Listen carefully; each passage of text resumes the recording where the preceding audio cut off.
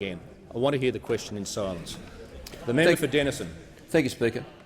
Prime Minister, this and the previous Labor government have already sacked 250 CSIRO Hobart staff, and now 100 more face the axe. It is undeniable the government's funding cuts are greatly reducing Australia's ability to understand climate change, despite increasingly severe weather and rising sea level.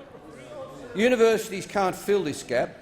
So, Prime Minister, how will the government ensure that CSIRO's services are retained here to continue their vital role and meet our international responsibilities? Member's time has expired. The Prime Minister, the Leader of the House.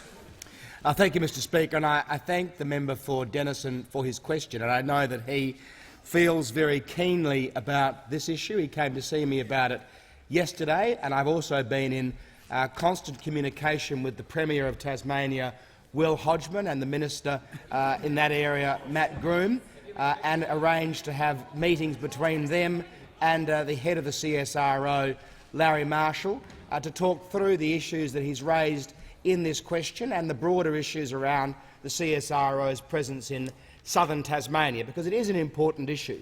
I think the first thing to say about this decision by the CSIRO to change the emphasis in their climate change division is that there will be no net loss of jobs at the CSIRO because of these decisions. 350 positions will become redundant, 350 new positions will be opened up. Larry Marshall, the head of the CSIRO, has said that the science on climate change is well and truly settled, and what he would like to do in the CSIRO is to start focusing on mitigation and abatement, because he believes that the CSIRO is very well placed to assist not only Australia but the world in the kinds of programs and solutions to climate change that will make a difference. For example, focusing research on new crop varieties that support sustainable agriculture and food development, and developing and refining tools to assess, monitor and redress environmental risks associated with agricultural practices, resulting in better use of water and fertilisers. So there will be less people in that part of the climate change division that are deciding whether climate change is real, and there will be more in that part of the division that are thinking about mitigation and abatement practices. And I would have thought the Greens would support that, and in fact the member for Denison has always been concerned about these issues, and the Tasmanian members of parliament from our own side would also be concerned to make sure that the CSIRO is maximising its footprint in this area. So I'm pleased with the progress that CSIRO is making with respect to talking to Will Hodgman,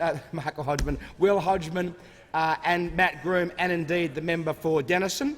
And I think there will be some announcements in the next few days, specifically about the Antarctic and Ocean Division that the member for Denison has been particularly concerned about. And I understand that the work that is being done is to ensure that the essential services provided around the measuring of temperatures will be able to be continued through the CSIRO or through any of the other national institutions that do this kind of work. So I am hopeful for positive announcements to be made soon.